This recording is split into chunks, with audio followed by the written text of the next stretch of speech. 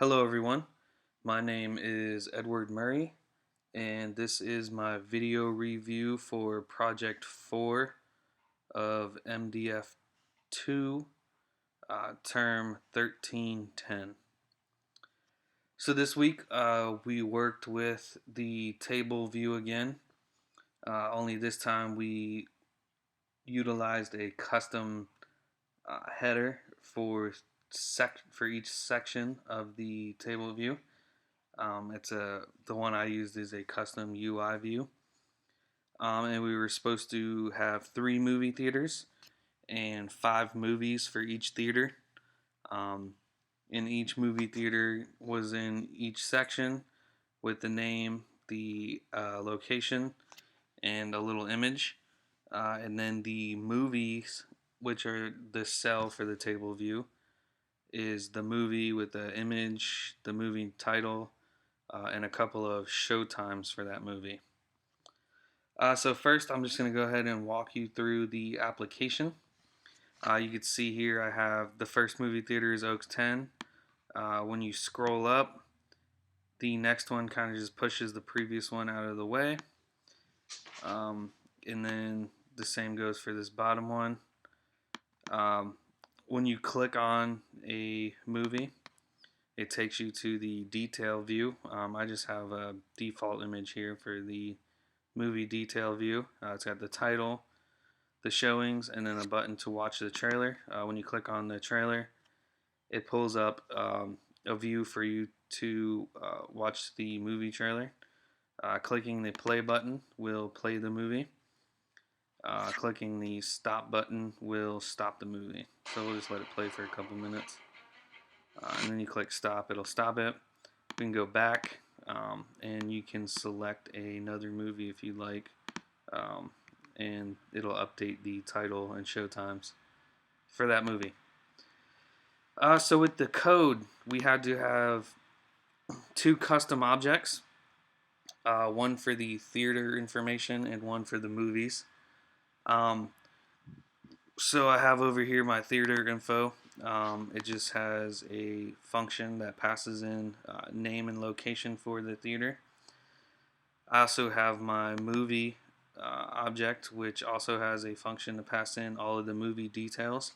And then I have another function that I'll walk you through here in a minute. So for the view in the view controller, here I have my theater info object, and I pass in the information for 3 theaters to set it in the object, and then I put all the theaters in an array. And then I have all the movies in a single array as objects.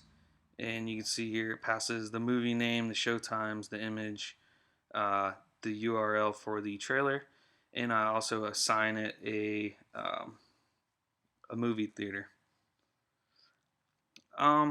So if we come down here to the header, you can see I just have a couple of labels, the icon for the image, and it pulls all that information out of the theater info object.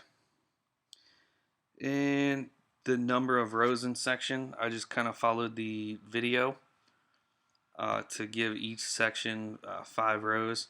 I couldn't figure out how to make it dynamic based on how many movies were in each theater. I couldn't quite figure that out, so I just kind of hard-coded 5 rows for each section.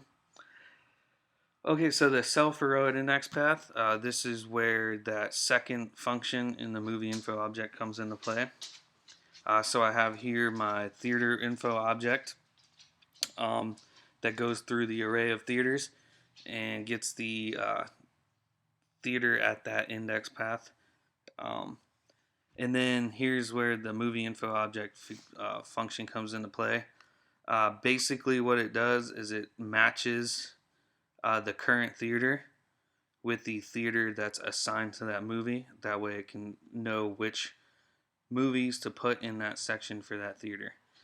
So if you jump over here, you can see it does a comparison to make sure that the movie theater name is equal to the theater name of the theater. So that's just kind of the way I came up with how to uh, set the different movies for each section of the table view. And pretty much the same down here at the did select row index path. Um, it pretty much runs through the same thing, goes through the theater's object, and then matches up which one was selected by the theater name. It took me quite a few hours to figure that out. Working with custom objects is still something I'm not 100% comfortable with yet. So I spent a couple hours on just that, but was able to do some research and through trial and error and figure out how to do it. And that's pretty much it. Had a lot of fun this week. Some frustrations, but overcame them. And I look forward to next month.